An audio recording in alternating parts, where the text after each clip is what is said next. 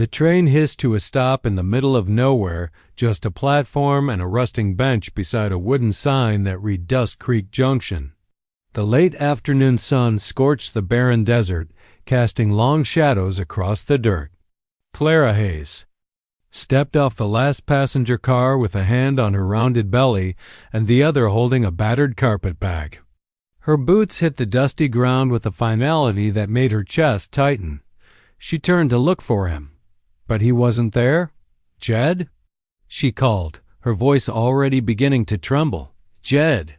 There was no answer, just the clang of the train's wheels as it pulled away, the conductor tipping his hat with a half-hearted apology. Sorry, ma'am. He got off 2 stops back. Clara's heart dropped. 2 stops back? That couldn't be right. Judd had promised they would start a new life here, build a home, raise the baby together. He'd told her she was beautiful, that her age didn't matter, that he didn't care about the whispers back east. She was 38, widowed, and pregnant. In Yet's arms, she'd believed she had one last chance. But now, the train disappeared into the horizon, leaving behind only silence and dust. Clara stood alone, sweat sliding down her temples, the baby kicking gently inside her. She looked around the empty station, just one half-ruined shack, a splintering bench, and a broken sign swinging in the wind. A group of ranch hands leaned against a nearby fence, eyeing her. One of them spat tobacco juice and laughed. 2. Old and too knocked up to be worth anything, one muttered. Bet she got dumped, said another. Clara turned her face away, cheeks burning. She tried to lift her chin, to hold on to her dignity, but it was unraveling fast. Her ankles ached. She hadn't eaten in hours. The desert air stole her breath, and the loneliness in her chest felt like a hole she might fall through. Still, she forced herself to sit on the bench and wait. Maybe Jed had just gone into town for a wagon. Maybe this was a test of faith. Maybe, but time passed, and no one came. A fly buzzed near her ear. A lizard darted across the hot planks of the station. Somewhere in the distance, a hawk cried. And from the edge of the canyon hills, someone watched. Taza stood like a statue behind a juniper bush, his bronze skin blending with the red rock behind him. He was massive, well over 6 feet, with broad shoulders, thick arms, and long black hair tied in a single braid. His shirt was open, his chest painted with faint war markings. His eyes, however, were calm, deep. He had ridden into the nearby hills to trade, to stay away from the judgment of both his people and the white world. But something had drawn him here, to this broken platform and the woman, who looked like she'd been discarded by the earth itself. He watched her brush the sweat from her face. He saw how she winced, how her hands trembled, how she clenched her jaw just to hold back tears. And then he saw her belly round firm, alive. The spirits had spoken before through Les.Taza stepped out of the shadows. Clara blinked up at the figure that emerged from the canyon trail. He walked slowly, like he wasn't afraid of anyone or anything. His presence silenced the men by the fence immediately. They stood straighter. One even tipped his hat and backed away. The giant Apache man stopped a few feet in front of Clara and looked her over, not with hunger, but with recognition, like he'd seen her in a dream. Are you from around here?" Clara asked nervously. He said nothing for a long while. Then, in a deep, gravel-rough voice, he whispered, "You're mine now." Clara's lips parted. What do you mean?" The Apache man didn't answer with words. Instead, he extended a strong hand and helped her up from the bench with surprising gentleness. She almost stumbled from the sudden motion, but he caught her with ease. His large hand pressed protectively against her back, then rested on her belly. Not possessive, protective. He looked into her eyes, and the fear inside her began to still. "Why would you help me?" She whispered, voice raw. He said only, "You carry life. Life should not be left behind." And just like that, he led her toward a large paint horse tied to a mesquite tree. Leaving the station, the cruel stares, and her past behind, Clara didn't know who he was or where he would take her, but she'd already been abandoned once, and something in the way he touched her said this time she wouldn't be. The wind picked up as Taza led Clara away from the empty station, the dust curling around their feet like spirits whispering through the desert. Clara gripped the Apache man's arm for balance. He didn't speak, but his steady strength grounded her. Every few steps he slowed to match her pace, as if instinctively aware that each movement was a small battle for the pregnant woman beside him. When they reached his horse, Clara hesitated. It was a strong, proud paint stallion, tall and restless, its hooves striking the earth in agitation. The saddle was wide and worn, but there was no way she could mount it alone. Taza didn't ask. He lifted her gently, hands beneath her thighs, one fluid motion that placed her sideways in the saddle, like she weighed nothing at all. She gasped slightly at the sudden closeness, her body flush against his arm. He adjusted a rolled blanket behind her back and secured her satchel to the saddle horn. Then, without a word, he climbed up behind her. The heat of his body pressed against her spine, and she stiffened, heart pounding. But his arms didn't wrap around her. Instead, they held the reins loosely, giving her space. Still, she could feel his present, solid, protective dot as they rode away from the station. Clara looked over her shoulder one last time. The ranch hands watched them with narrowed eyes, but none dared follow. Taza didn't look back. The desert swallowed them quickly. An hour passed in silence, broken only by the rhythmic clop of hooves and the occasional call of a distant coyote. The trail twisted through red stone hills and stretches of open brush. Clara's muscles ached from the ride, but she didn't complain. Finally, she found her voice. You don't even know me," she said over her shoulder, not sure he would answer. There was a pause before his deep voice came. "I know you were left," Clara swallowed. "That doesn't mean I belong to you. You do not belong to me," he said simply, "but you are not meant to be alone." She glanced down at her hands, resting over her belly. "You saw I'm pregnant. Most people turn away when they see that." "Fools turn away from life," he replied. His words hung in the air. She didn't know whether to be comforted or afraid. But deep down, she felt neither. She watched over as dusk began to creep across the sky. They reached a ridge overlooking a small creek. Below it, nestled between high canyon walls, was a modest Apache camp, 5 lodges, a garden patch, a smoke pit, and a corral. The sight stunned Clara. It was peaceful, almost hidden from the world. Children ran toward the horse as they descended, then stopped abruptly when they saw her. Women stepped out of tents, their eyes sharp with suspicion. A few murmured in Apache, too low for Clara to understand. Taza dismounted first, then lifted Clara down with the same ease as before. She kept a hand on her belly as the group approached. Stern-faced woman with silver in her hair stepped forward. Her eyes swept over Clara like a hawk sizing up prey. She spoke to Taza in their tongue. Her voice was low, but clearly disapproving. Clara's shoulders tensed. She didn't need a translator to know she wasn't welcome. Taza held up one hand to the woman and spoke evenly. Then he turned to Clara. "This is my mother," he said. "She does not trust easily." Clara nodded. "I understand. I wouldn't trust me either." He glanced at her, then said something to the woman again. This time, the older woman looked surprised. Her gaze lingered on Clara's stomach, then softened slightly. She gave a short nod and stepped back. Taza turned to Clara. "Come, you need rest." She hesitated. "What did you tell her?" "I told her the truth," he said, "that you are with child and that I claimed you." Clara blinked. "Claimed me?"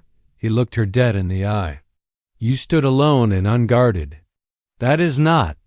How our people allow a woman, especially one carrying life, to be treated. You are under my protection now. No one will touch you unless you wish it." She felt something stir in her chest, not fear, but something deeper. She had expected possession, maybe even control. But instead, his claim was a shield. "A vow. You don't want anything from me?" she asked, voice barely above a whisper. His answer came slowly. "I want the spirits to stop screaming in my sleep. I want the world to stop throwing away women like you. And I want that child you carry to grow up knowing it was never unwanted." Tears prickled in her eyes. She looked away before he could see, and when he gestured for her to follow him into a small clay lodge beside his own, Clara walked forward head high, unsure of the future, but no longer abandoned. The morning sun peeked over the canyon rim, casting golden light across the Apache camp. Clara woke in a soft bed of furs and woven blankets inside a small clay lodge. Her lower back ached, her feet were still swollen, and her baby stirred softly. Inside her, but for the first time in weeks, she felt safe. Outside, she could hear murmuring in the Apache tongue, the crackle of a cook fire, and the sound of hoofbeats beyond the ridge. The scent of burning sage and cornmeal porridge drifted through the doorway. Clara sat up slowly, blinking away sleep and trying to remember where she was and how this all came to be. She'd been abandoned at a train station. She should be bitter, broken, ashamed. But instead, she'd been taken in by a man who didn't look at her with judgment or pity. He looked at her like she was something precious, something worth guarding. Taza returned with water and a clay jug and handed it to her without a word. His face was unreadable, as always, his dark eyes calm, yet alert. Clara drank slowly, watching him over the rim. "Thank you," she said softly, voice hoarse from the dry desert air. He only nodded. She tried again. "Your people, they're not thrilled I'm here. They fear what they do not understand," he said.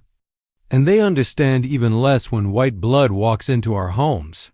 Clara winced. "I'm not trying to cause trouble." "You did not come here with intention. You were left," Taza said. "That is not your shame to carry." That quiet truth struck her deeper than she expected. All her life, people had blamed her for being too difficult, too stubborn, too old, too barren, until she wasn't. And then, suddenly, she was too pregnant. Now here she was, a stranger in a canyon, watched with wary eyes, resting in the home of a man she didn't even know, a man who didn't ask anything of her, and that unnerved her more than if he had. After a small meal of corn, mash, and dried peaches, Taza helped Clara onto the horse again. She was too sore to protest. He had wrapped the saddle in folded hides to make it softer and tied a cloth to shade her from the sun.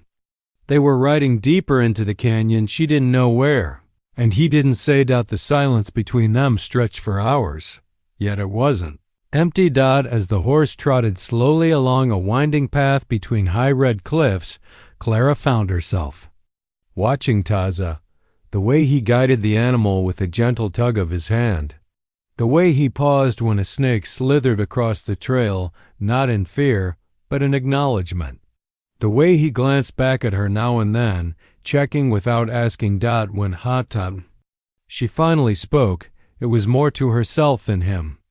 "I was married once, long ago. He died before we could have children.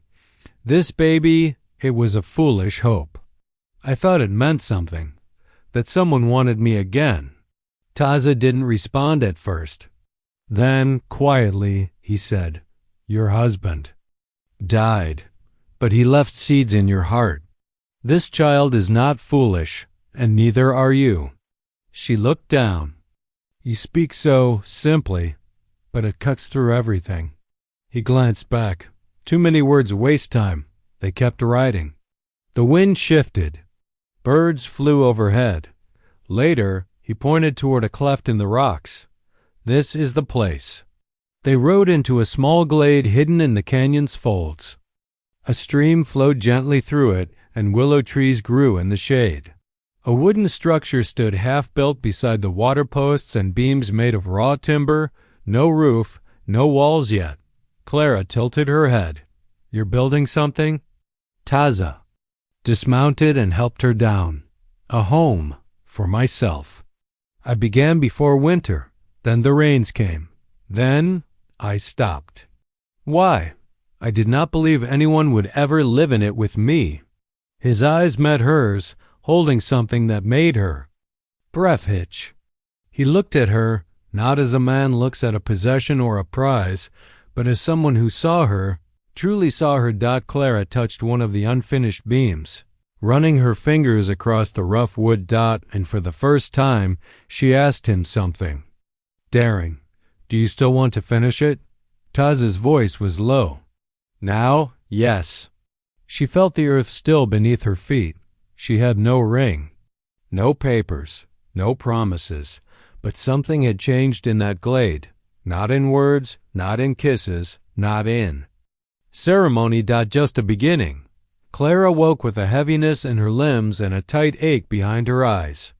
Her body was simply tired from riding, tired from the dry heat, tired from months of being strong for a world that didn't care if she crumbled. But here, in Taza's small lodge, there was no noise, no judgment, no mirrors reminding her that her youth had slipped away. Only the sounds of wind in the canyon trees and the occasional voice murmuring in Apache outside. She sat up slowly, one hand resting on the swell of her belly. Her baby kicked soft but insistent, and she smiled, despite the soreness in her ribs. She wasn't alone anymore. That meant something. She slipped outside, her feet bare on the warm, packed earth. The women of the village glanced at her from the corners of their eyes. They didn't smile. They didn't speak. They simply watched. Clara took a deep breath and walked to the nearest pot where a woman stirred a thick stew. The woman was younger than Clara, maybe 20, with sharp cheekbones, and a child strapped to her back. Clara offered a polite nod. "Can I help?" The woman said nothing, just looked at her and continued stirring. Clara bit her lip and turned away. She tried again at the garden, offering to weed, to carry water, to sort herbs. Every time she was gently turned away or simply ignored. The message was clear. She wasn't needed.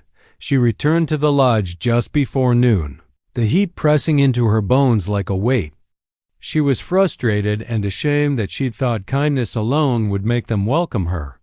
Maybe the women saw her as weak, or as something worse, someone who didn't belong. By midday, her ankles were swollen, her back throbbed, and her pride stung like an open wound. She lay on the blankets, pressing a cool rag to her forehead, trying not to cry. The flap of the lodge opened. Taza entered carrying a bundle of cloth and a small bowl. "You did too much," he said simply. "Rest. I didn't do anything." Clara snapped, sharper than she meant to. "I tried, but your people don't want me. They think I'm useless." He set the bowl down and looked at her, slow and calm. "You are not useless. You are not here to prove yourself." Clara sat up, eyes burning. "Then what am I here for, Taza? To sit quietly in your lodge while they whisper about me outside? To wait like some kept woman for your approval?" His expression didn't change, but his voice was firmer now. "You are here because you were left with a life inside you, and the Spirit sent me to find you, not to judge you, not to break you, to honor what you carry." Clara shook her head, tears slipping down her cheeks. "I'm old. I'm swollen and slow and tired. What kind of woman does that make me?" Taza kneeled beside her and placed a cool hand on her knee. "A strong one. You carry life despite pain. You walk despite rejection. You try despite fear. That is a warrior's spirit." She stared at him, lips trembling. "I'm not a warrior. You are," he said, "not with weapons, but with heart." He dipped the cloth in the bowl and pressed it to her feet. The water smelled of mint and desert sage. She watched as this powerful, scarred man washed her aching feet without hesitation, without shame. "I lost a wife once," he said quietly. "A woman like you. Brave, determined. She bled trying to give me a son. The pain hollowed me. I thought I would never feel again, but when I saw you, left at that station, I knew the world was offering me a second chance." Clara's chest ached at the raw truth in his words. He looked up at her again. "You do not have to earn your place here. You are your place." She covered her face with her hands and cried not from sadness, but from the overwhelming relief of being seen. That night, as the sun dipped behind the canyon walls and the fire cast flickering shadows across the camp, Clara stepped into the circle of women once again. She didn't ask this time. She picked up a bundle of beans and began shelling them. At first, they stared. Then, one woman handed her a bowl. Another offered a smile. By the time the stew was ready, no one questioned whether she belonged, and for the first time in years, Clara believed she did. Clara had spent nearly a week in the canyon village now, and each day the people seemed to warm to her a little more. The women no longer watched her like a threat. They shared bowls of stew, taught her how to grind corn with a stone, and even smiled when she managed to carry a bucket of water without spilling it. Still, something about Taza remained locked away. He came and went with the dawn, sometimes returning late, his chest glistening with sweat, his hands rough from hauling timber. He was building again, working steadily on the structure by the stream, adding to the beams, tying cross pieces with rope, smoothing planks with long strokes. He never said it aloud, but Clara knew that cabin was for her, for the baby, for them, yet. Every night, when the fire died low and silence fell over the canyon, he would sleep beside the fire, never beside her. He protected her like a guardian, but kept a quiet distance, as if one wrong word might shatter the fragile peace between them. Clara lay awake more often than she slept. She couldn't stop wondering what ghosts haunted him. One evening, as the sky turned purple with dusk, Clara walked to the half-built cabin. Taza stood shirtless by the frame, tying a beam into place. His back was to her, revealing deep scars. Across his shoulder blades, some old, some newer. They told a story she hadn't yet heard. "May I?" she asked, motioning toward a wooden stump beside the frame. Taza nodded. She sat slowly, her belly tightening with each movement. "You don't talk much," she said, her tone light, "but I think you have a story you haven't told me." He said nothing for a long time. Only the sound of wood creaking beneath his grip filled the silence. Then, finally, he turned. "You ask because you are ready to hear it, not because you are curious." Clara gave a soft smile. "That's true." Taza stepped forward, the firelight from the nearby cook pit casting a golden glow across his bare chest.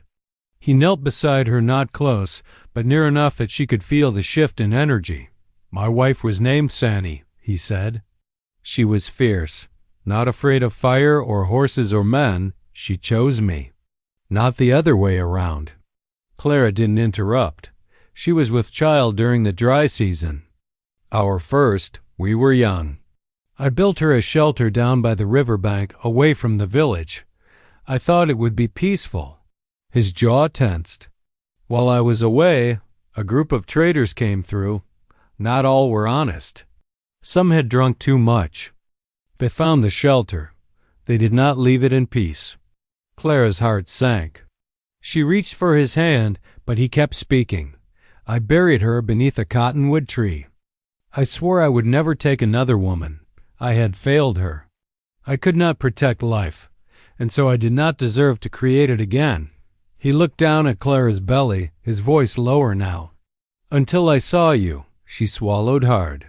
"I don't know what made me keep going after that man left me. I felt so foolish, so unwanted. You walked with pain in your body but fire in your eyes, Taza said, and the spirits whispered, not yet for you, not yet for me. The wind stirred between them, rustling the leaves overhead. Clara looked into his eyes. You didn't save me out of pity. No, he said. I saved you because you were still willing to carry something sacred even after the world tried to crush you. Clara took his hand now. He didn't pull away. She placed his palm gently against her belly. The baby shifted, almost as if in greeting. Taza didn't speak. He closed his eyes for a moment, and when he opened them again, something had changed. In his face. A weight lifted. He looked at Clara not with distance, but with purpose. That night, he didn't sleep beside the fire. He rolled out a blanket near hers inside the lodge. He didn't touch her, didn't press her for anything. But when she turned over in the darkness, his voice reached her soft and steady. This child, it is not mine by blood. But if you let me, I will be its father. Tears slid silently down Clara's cheeks as she whispered back, I was never looking for a father, but maybe you were meant to be found anyway. In the quiet that followed, neither of them felt alone anymore. Sky was strange that morning, heavy with clouds that didn't belong in the desert. The air smelled of rain and something more primal. Like change. Clara stood outside the lodge, one hand on her aching back and the other gripping the doorway. The baby had been restless all night, and now a deep, slow pressure pulsed through her lower belly like a rolling drumbeat. She knew this feeling. It was time. But it was too early. She was only 8 months along too soon. Too risky, especially for a woman her age. Taza was nowhere in sight. He'd ridden out before sunrise to hunt antelope with 2 other men from the tribe, promising to return before dusk. Clara clenched her jaw and took another breath, and then the first contraction hit. Rain started falling just after noon, thin at first, then heavy and relentless. It fell in sheets, drumming against the earth and spilling off the thatched rooftops in torrents. The desert turned to mud, and the narrow stream swelled like veins beneath the earth. Inside the lodge, Clara lay curled on the floor, gripping a folded blanket between her teeth as another wave of pain seized her body. Sweat beaded her brow, and her dress clung to her skin. Her moans were muffled but growing louder. A shadow appeared at the entrance, one of the younger women. She called out in Apache and ran off. Moments later, 2 more women came in, their eyes wide as they saw Clara's state. One shouted for someone to fetch the medicine woman, but when the medicine woman arrived, her expression was flat and unmoved. She looked down at Clara, then at her belly. She is white, old, weak, she said in a low voice. This birth is not meant to happen here. The other women hesitated. Clara, half delirious, could feel herself slipping toward panic. Please, she whispered. Please help me. But the medicine woman turned and walked out without a word. Clara curled forward in pain, sobbing now not from the contractions, but from the crushing wave of abandonment. Again, always again, she cried out for Taza, for anyone. And then the flap opened again. An older figure stepped inside, stooped with age, her hair long and streaked with silver. It was the blind midwife called Isla, whom Clara had seen only once before, sitting near the fire with a hawk feather in her hand. The women parted for her as she entered, her feet bare, her hands steady. I smell death on the air, she said, softly, but I also smell new breath trying to come through. She knelt beside Clara and took her hand. You've been broken before, Isla whispered, but you are not broken now. Do not fear the storm outside. It is matching the storm in your body. Both will pass. But the child will remain. Clara gripped her hand like a lifeline. I don't want to lose her. You won't, Isla promised. But you must scream if you need to. Cry if you must. And when it's time, you push, woman. You push like the world needs this baby." The other women joined in now, some boiling water, some bringing fresh blankets. One gently wiped Clara's brow. Another rubbed oil into her swollen feet. Hours passed. The storm howled through the canyon, and thunder cracked like gunshots overhead. The lodge was lit only by a small fire near the wall and flashes of lightning through the flap. Clara pushed, over and over, her screams echoing into the rain-soaked night, and just when her body felt like it would tear in half, the cry came, small, sharp, beautiful. A baby girl, wrinkled and pink, was placed in Clara's arms. She was breathing weakly, but breathing. Her tiny fingers curled instinctively around Clara's. Clara sobbed in relief, kissing her damp forehead over and over again. The women around her smiled soft, triumphant, moved. Then the lodge flap opened again. Taza stood soaked from the rain. Mud streaking his legs, a bow slung over his back. His eyes scanned the room, found Clara and locked onto the small bundle in her arms. He dropped everything and crossed the lodge in 3 strides. He fell to his knees beside them, touching Clara's face, then the child's. "She's here," Clara whispered. "She's early, but she's here." Taza's voice broke for the first time. "She is strong." Clara nodded, tears sliding down her cheeks. "So am I?" He placed a gentle hand on the baby's head and whispered something in Apache, something sacred. Then he looked at Clara. "You carried her through the storm." "And you came back," she whispered outside. The rain began to slow. The desert held its breath. Inside the lodge, 3 hearts beat as one, a mother, a father, a daughter, together. The rain stopped by morning. The canyon, once dry and cracked, now glistened with pools of water and life. The dust had been washed from the trees, and the air smelled of wet earth and wildflowers. It was as if the storm had scoured away more. Then mud had shifted something deeper. Inside the lodge, Clara sat propped up with the baby in her arms, wrapped in soft deerhide. Her daughter's tiny face was peaceful now, her cries less frequent, her breath steady. Every sound the baby made felt like a miracle. Clara had named her Kina, an Apache word meaning reborn with the rain. Taza had whispered it in the early dawn while cradling her in his massive hands, and Clara knew it was right. The labor had nearly undone her. But now, in the quiet that followed, she felt something more powerful than survival, belonging.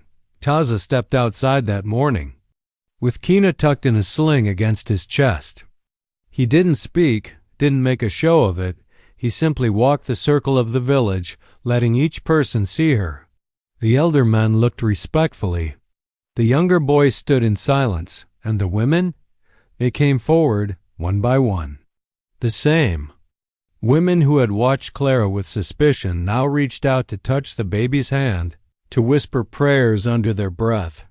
They gave her gifts, a bundle of sage, a carved rattle, a beaded charm to tie near her bed. They had seen Clara's strength.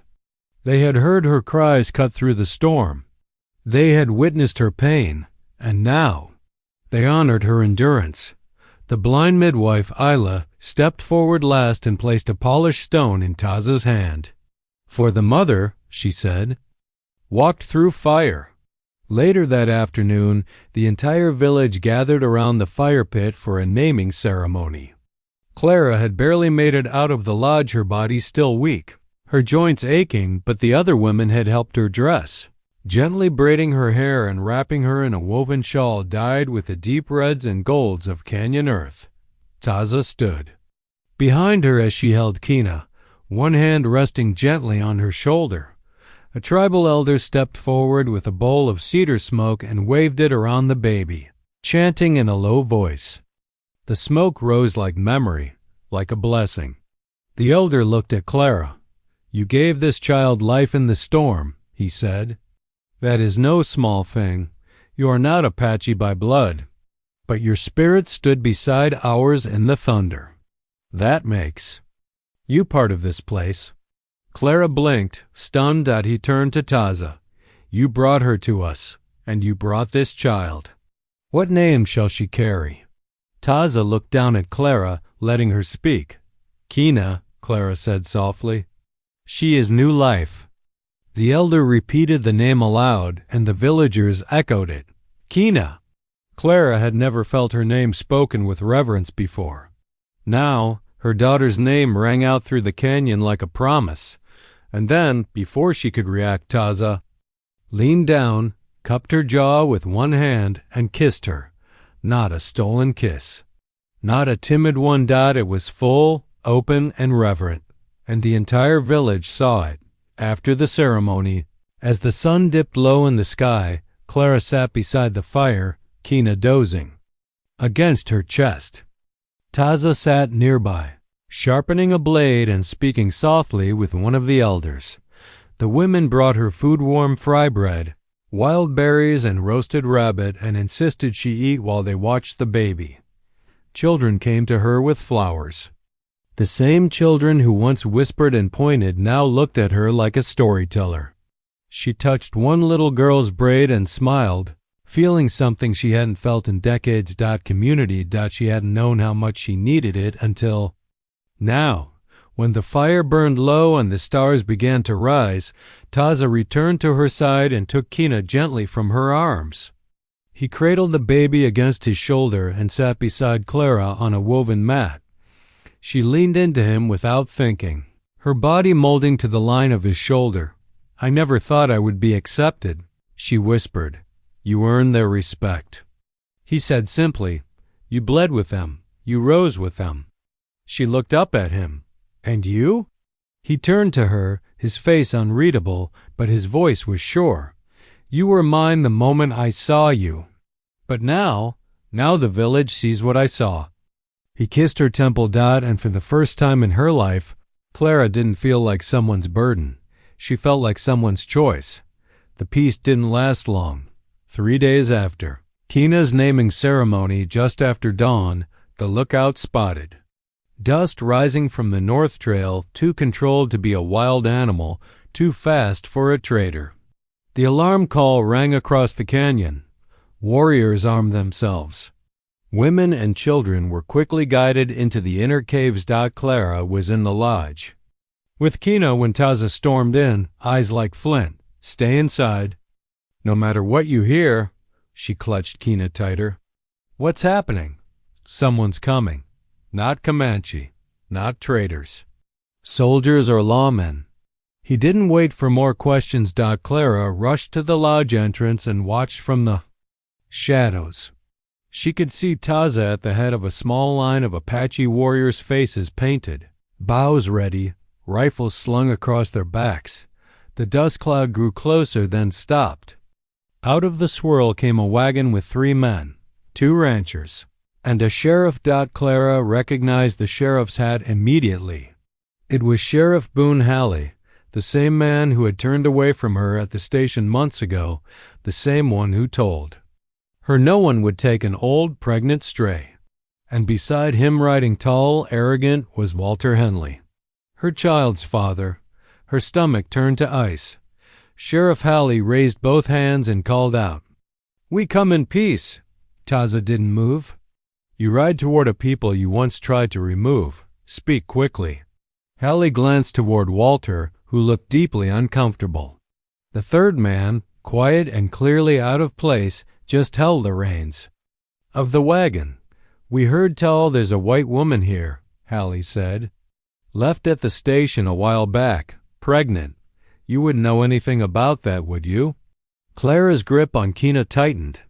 Taza's voice came low and dangerous. "What? Does it matter to you now?" Walter leaned forward. "She had something that belonged to me." Taza stepped forward. "She has a child and a life."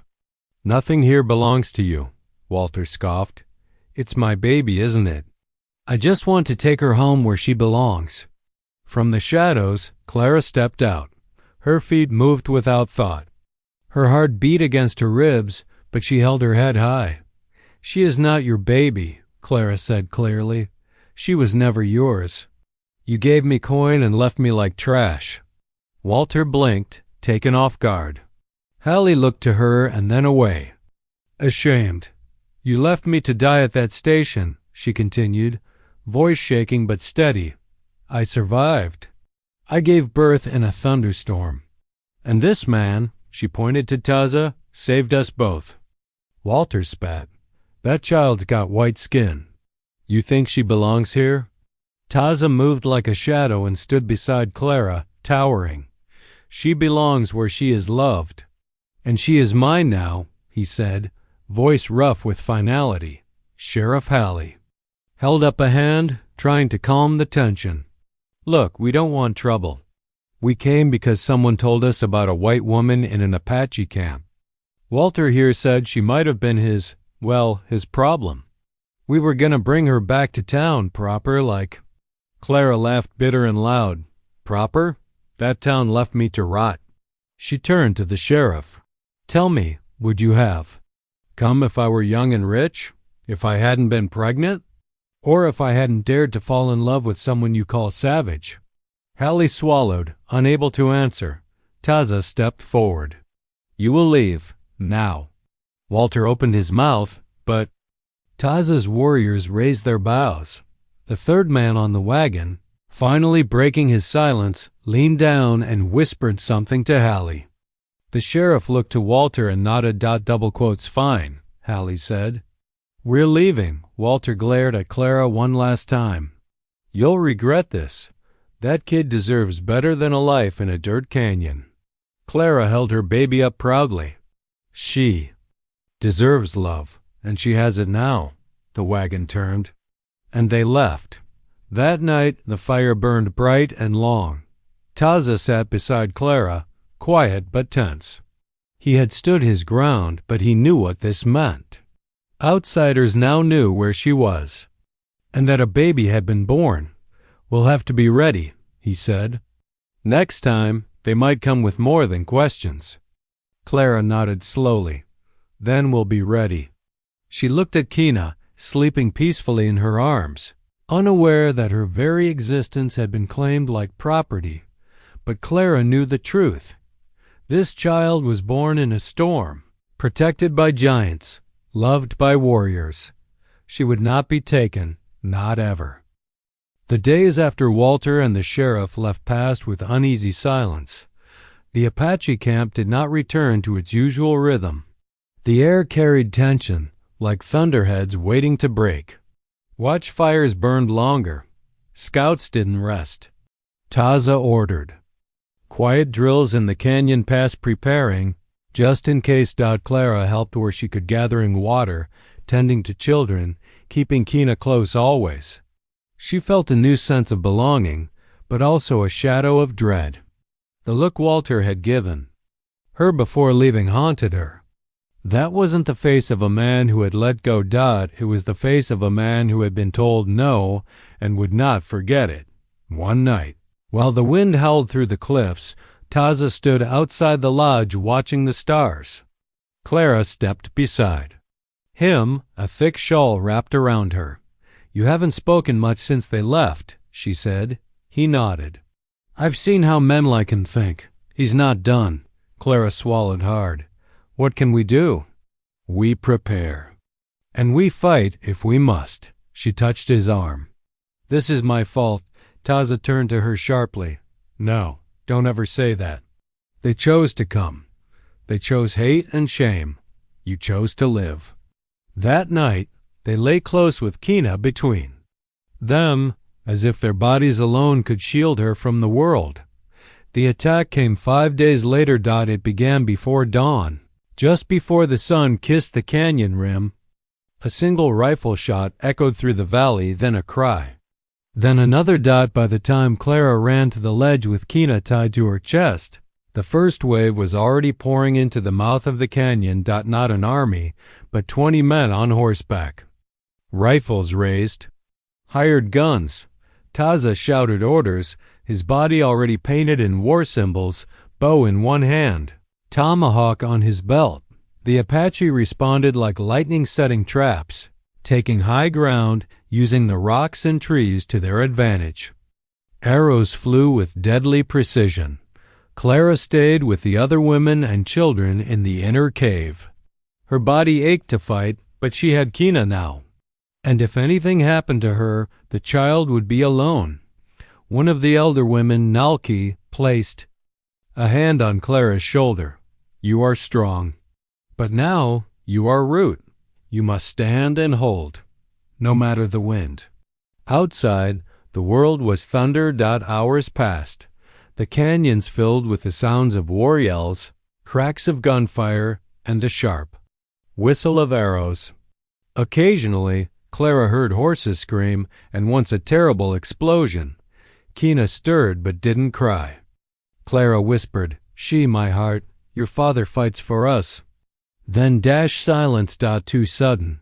Clara stepped out of the cave entrance cautiously. Smoke hung in the canyon like a low fog. Bodies lay still, some in blue coats, others in Apache paint. Horses limped or lay still, and walking toward her, blood on his arm, breathing hard, was Taza. She ran to him, arms trembling, relief crashing through her. "They're gone," he said simply. "Some fled. Some did not make it. We stood. We held." She hugged him fiercely, burying her face into his chest. "I was so afraid." "I wasn't," he said, wrapping his arms around her and Kina, "because you were here." But he was not untouched. His left arm bore a bullet graze, and 2 of his warriors, his blood cousins, had fallen. Others were wounded. The cost was heavy, but they had won. That evening, the fires burned low and slow. Clara helped clean wounds and bind the fallen. She sang softly to Kina, and her lullaby drifted among the people, weaving something like peace. Taza knelt by the burial ground. Clara joined him, kneeling beside him in the dirt. "They came for what they thought they could take," he said. "But they did not understand some things can't be stolen." He turned to Clara. "You're not just a guest anymore. Not just a rescued woman. You are family. A warrior's woman. My woman, my fire." Clara blinked back tears. "Then make it true. Ask me." He reached out and placed his palm over her heart. "Will you stand with me as my wife? In front of the fire and the sky and the bones of our ancestors?" She nodded, tears streaking her dust-covered cheeks. "Yes, I already have." And behind them, little Kina, clutching a wooden carving Taza had made for her, laughed. The sound echoed through the canyon, louder than the guns had been. A week passed since the battle. The wounded healed slowly. The dead were honored in smoke and chant, and the canyon, scarred but still standing, began to breathe again. The rhythm of life returned, though different. The tribe had changed. Clara had changed, and so had Taza. He no longer watched the horizon like a man expecting a storm. He looked inward now, toward the cave where Clara nursed Kina, toward the fire where she cooked, toward the circle of children she gathered with stories. It wasn't just peace they'd won. It was a future. Clara stood beside Nalki, grinding dried corn with practiced movements. "I never thought I'd learn all this," she said, smiling softly. Nalki grunted. "You didn't come to learn. You came to stay." Clara glanced toward Taza, who was teaching 2 young boys to shape arrows. "I'm not the girl who got off that train anymore." Nalki stopped her grinding, turned, and looked Clara full in the face. "You were never just a girl. You were a mother even before that child was born. Now you're more. Now you're rooted." Clara felt the weight of the words. Not burden, belonging. That night, the entire camp gathered beneath the canyon sky. Taza stood in ceremonial paint, broad chest bare, eagle feathers in his braids.